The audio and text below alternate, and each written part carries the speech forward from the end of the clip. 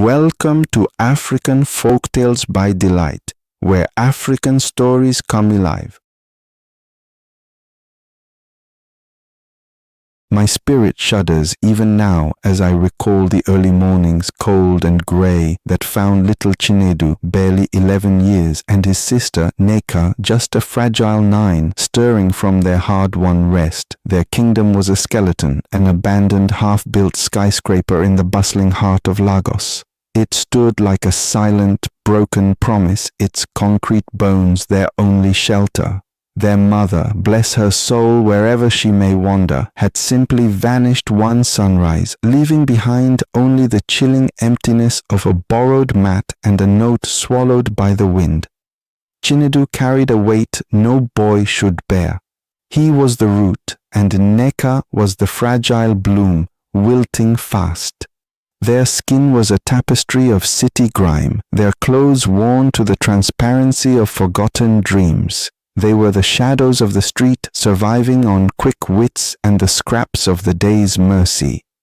"Chinedu, my stomach is biting me," Nneka would whisper, her voice thin as the thread of a spider's silk. He would clench his small fist, the one that clutched a perpetually dirty, folded photograph of his mother, his most precious hidden treasure. He would leave her in the shadowy, damp hollow of their abandoned home and walk out to the dizzying, unforgiving street, ready to haggle, to lift a misplaced coin, or to run a quick errand just for a naira. Survival was a hungry beast, and they fed it daily with their childhood. But today, the beast was roaring louder than the city traffic. Nneka's eyes held a feverish, distant look, a glaze that chilled Chinedu to the bone. A child does not refuse food unless the body itself is giving up the fight. He knew what he had to do, even if it meant dancing with danger.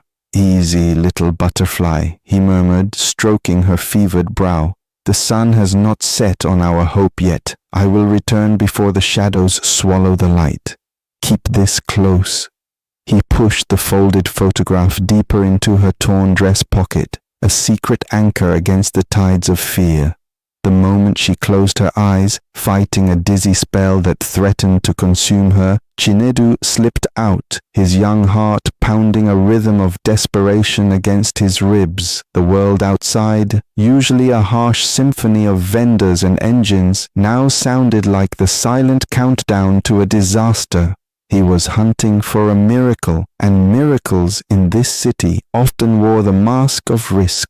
The scent of roasting boli, plantain, and spicy suya, skewered meat, was a cruel torment. It hung in the air of the bustling market square, a rich, teasing fragrance that mocked the hollow ache in Chinedu's stomach. He saw Nneka's pale face in every swirling wisp of smoke, heard her faint cough in every sharp honk of a passing keke napep. Hunger is a patient viper. It waits for the weak moment to strike. He moved with the practiced stealth of a street cat, weaving through the throng of shoppers. His eyes, though weary, were sharp, darting from face to bag, searching for the chance, the opening. That's when he saw her, Mama Adisa. She was an older woman, a vendor of cooked beans and fried yam, with a deep, earthy laugh that carried across the market and hands that kneaded moin with the swiftness of long practice. She had a basket of fresh, plump doughnuts, buns, glistening with oil and sugar, stacked high and tempting, and she was, for a crucial moment, distracted, haggling fiercely over the price of a bag of peppers. Chinedu's heart hammered a frantic rhythm. He could do this. A single small round bun, it was enough to give Nneka the sugar she needed, the little surge of energy to keep her small flame flickering.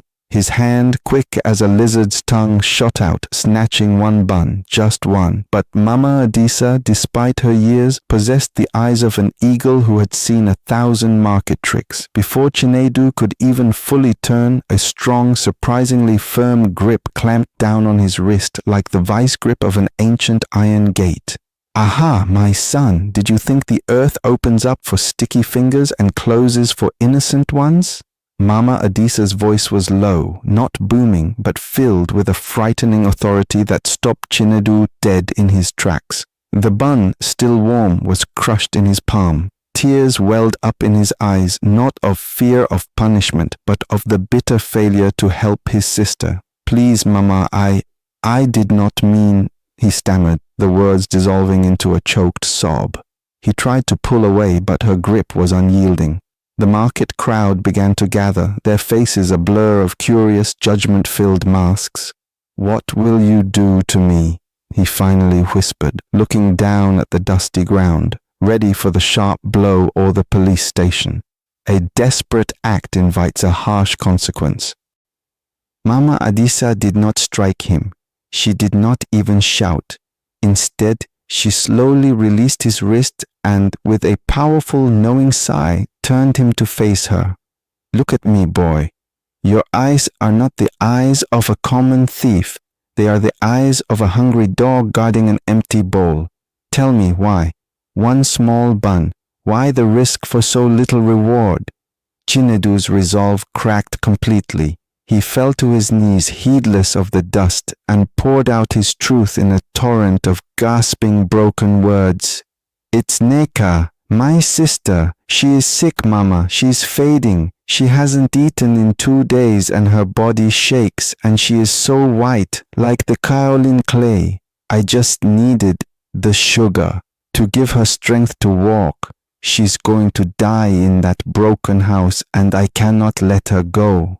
His confession was raw, stripped bare of any streetwise facade. He pulled the crumpled, slightly sticky bun from his palm and held it out to her, a pathetic offering. Mama Adisa's strong face, usually creased with laughter lines, softened into an expression of profound, weary understanding. She looked at the boy, then at the single pitiful bun, and then back into the honest pain swimming in his eyes. A flicker of something old and deeply sorrowful crossed her features, a shadow of a memory she held close. She sighed again, this time a sound like air escaping a punctured tire, the sound of a heart breaking for a familiar pain. "Get up, my son," she commanded, her voice now gentler than morning dew. "A child who steals to feed his own blood is not a criminal. He is simply a shepherd without a flock. Take me to her, now, before the sun reaches its peak and cooks the sense out of us both."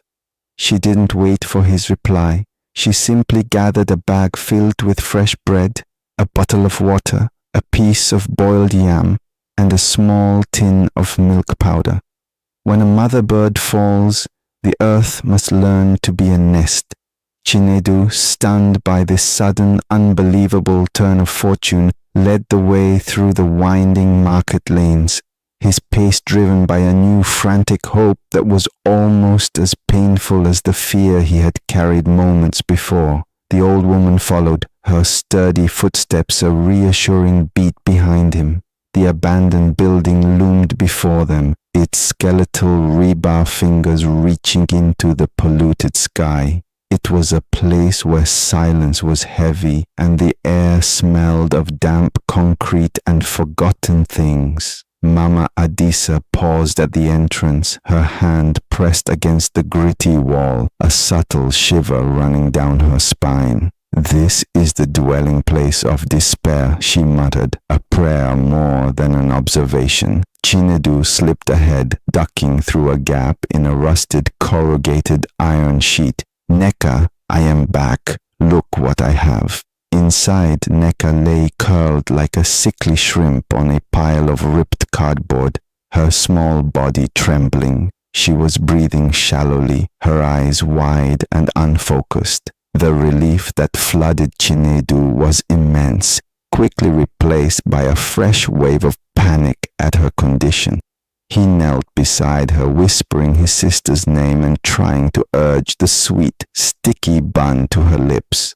Mama Adisa stepped into the gloom, her presence a sharp contrast to the decay around her. She assessed the situation with a calm, practiced air. No, son, not that. She needs water and easy sustenance. She gently pushed Chinedu aside, unwrapped the boiled yam, and began to carefully spoon-feed Nneka small bits, mixed with a little water, like feeding a sick kitten.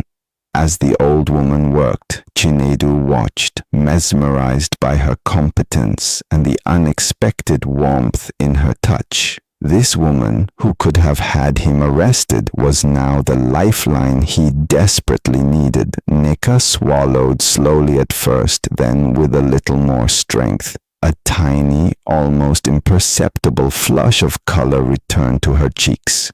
"You have a good heart, boy," Mama Adisa said without looking up. "A strong heart, but a lost one. Where are your people? Where is your father? Where is your mother? Did they simply drop you like a bad habit?" Chinedu only shook his head, unable to speak, the shame and pain of abandonment too sharp to voice. Mama Adisa finished feeding Nneka, wiped her mouth with a clean corner of her wrapper, and stood up, her decision clearly made. Sometimes the road you refuse to walk is the only one that leads home. This place is not for the living. It is a tomb. Pack up your life. Both of you. You are coming with me. We will talk later, but no child of my God will die of hunger while I have a pot and a roof. The shock of transition was immense. Chinedu and Nneka were taken not to a palace but to a small, fiercely clean block of flats, Mama Adisa's modest home. The aroma of spices and simmering stew hung thick and welcoming in the air, chasing away the stale odor of the street. They were scrubbed clean, a painful but necessary process that revealed the smooth, dark, beautiful skin underneath the layer of urban dirt. Nneka was immediately put to bed under a soft, clean cotton sheet. Chinedu, feeling awkward and out of place in his loaned, oversized pajamas, sat quietly on a stool in the small living room, while Mama Adisa cooked a nourishing ogiri soup. He looked around the room, which was filled with the usual clutter of a life well lived. Brightly colored Ankara fabric draped over the furniture, religious icons, and most notably a wall covered in framed photographs. His eyes drifted over the collection. Black and white photos of weddings and baptisms, faded sepia prints of ancestors, and more recent color portraits. One photo, positioned prominently on a small side table next to a vase of plastic flowers, snagged his attention like a thorn in silk. It was a vibrant color portrait of a young woman, beaming, beautiful, and full of life, her hair elaborately styled, dressed in a stunning blue gown. Chinedu found himself inching closer to the table, drawn by an invisible current. He stared at the picture, a profound, unnameable ache building in his chest. His hand, still slightly raw from the scrubbing, reached out toward the frame. Mama Adisa, who had been stirring the soup, turned and saw him. "Ah, my small thief, is it a picture frame you want to steal now?" she teased, though her voice lacked any real accusation. She walked over, wiping her hands on her apron, and followed his gaze to the photograph. "That is my daughter, Ada. She is..." Mama Adisa's voice trailed off, a familiar sorrow clouding her eyes. She looked at Chinedu, really looked at him, noticing the intensity of his stare. Chinedu's heart felt like a trapped bird beating against his ribs. He felt a recognition, a deep echo that transcended simple familiarity. "Mama," he whispered, his voice trembling. "I know her." The words felt foreign, yet absolutely true. He hadn't seen this picture before, but the face, the eyes, there was no mistake. He stepped back from the table, his hand instinctively going to the inner pocket of his filthy, discarded trousers, which were thankfully still in the room. Mama Adisa laughed, a low, skeptical sound. Impossible, my small dreamer. You are a boy of the street. My Ada moved away many years ago and she never returned to this city. How could you know a woman who lives far away, a woman from a different life? Chinedu ignored her gentle dismissal. He found his old trousers and with trembling fingers he pulled out his most prized possession, the wrinkled, folded photograph that had been his anchor on the turbulent sea of his life. It was a picture of a young woman, less glamorous than the one in the frame, but undeniably the same person. In his photograph, she was holding a tiny baby. A baby who, now grown, was standing right here holding her picture. He held the two photographs side by side, the framed portrait and his crumpled token, presenting them to the old woman. His hand shook so violently that the edges of the pictures brushed against each other. This, he stated, his voice now clear and filled with a terrible certainty. This is my mother, the woman who left us. Look, Mama, look at them. Mama Adisa's world seemed to tilt. She took the crumpled photograph from his hand, her sturdy fingers surprisingly delicate. She stared at the image, her breath catching in her throat. The familiar curve of the eyebrow, the distinct shape of the jaw, the very slant of her daughter's smile, and the baby. The baby was a boy, no older than a year, with Chinedu's wide, deep-set eyes. She looked from the picture to Chinedu's face, then back to the picture. Her eyes, which had seen so much life and hardship, suddenly blurred with unshed tears. The cooking pot on the stove was completely forgotten. The whole room seemed to hold its breath. Ada, my Ada, she whispered, the name a painful, long-held secret now exposed to the light. This cannot be. Where is she? How did you get this picture? Tell me everything, boy. Don't hide the slightest detail. Tell me the name of this baby, your name. The warmth of her voice was gone, replaced by a desperate, gripping urgency. Her eyes bored into his, demanding the truth she feared to hear. When the past calls, you must answer, even if the voice is a ghost. Chinedu, though frightened by the intensity of the old woman's reaction, felt a strange sense of vindication. This was his truth, finally recognized. My name is Chinedu, and my sister, the one who is sick, is Nneka. Our mother, she always told us stories about our grandmother, a kind woman who sold food, but she never told us her name, only that she lost her way. He paused, swallowing hard against the lump in his throat. She left us, Mama. She simply vanished 2 weeks ago. We woke up and she was gone. She only left us with this picture. The weight of his words hung in the small, warm room. Mama Adisa sank onto the stool Chinedu had occupied moments before, clutching the two pictures, the framed portrait of Ada in her prime and the small worn photo of Ada holding her child. The tears she had held back for so many years for her estranged daughter finally came, flowing silently down her cheeks. The grief of the past was meeting the shock of the present. Chinedu, Nneka, she murmured, her voice thick with emotion, repeating the names as if tasting a forgotten flavor. My grandchildren, you are my blood wandering the streets like stray dogs.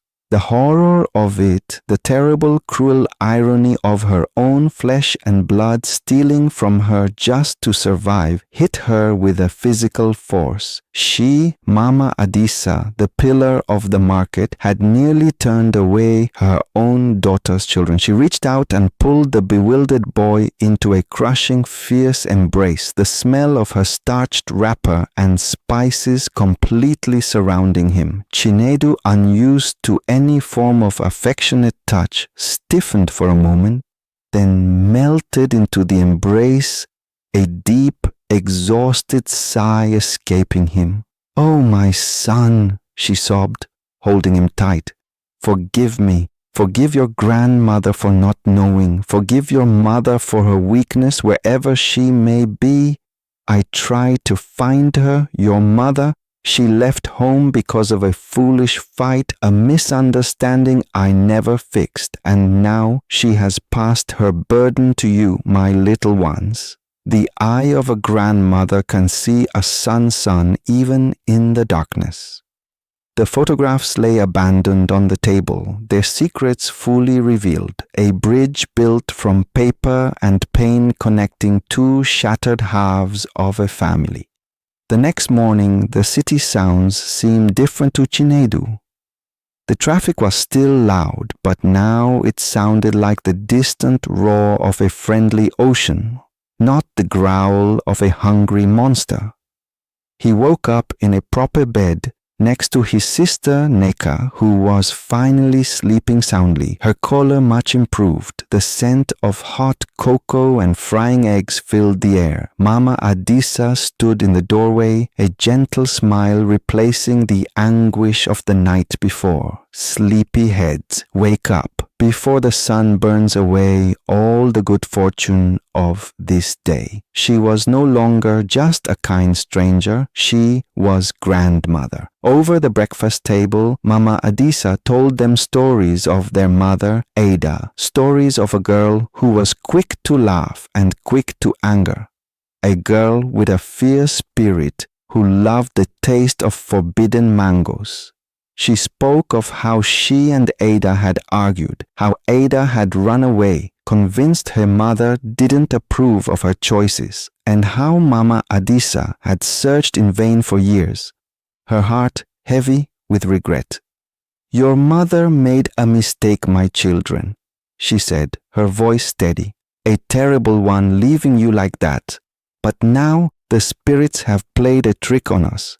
A painful one, yes, but one that brought you back to the door you needed to find." She looked directly at Chinedu, a deep, loving connection established between them. "You, Chinedu, you are a brave warrior. You protected your sister. Now, you must allow your grandmother to protect you both. This is your home. You will never steal again because you will never hunger again. We will learn to be a family, a new cloth woven from old strong threads." Chinedu looked down at his plate, tears of gratitude blurring the perfectly cooked eggs. He looked up at Mama Adisa and saw not the stern market woman, but the warmth of a lifetime of love waiting to be shared. He knew their story was far from over. The mystery of their mother remained a dark knot in their history, but for now they were safe, they were found.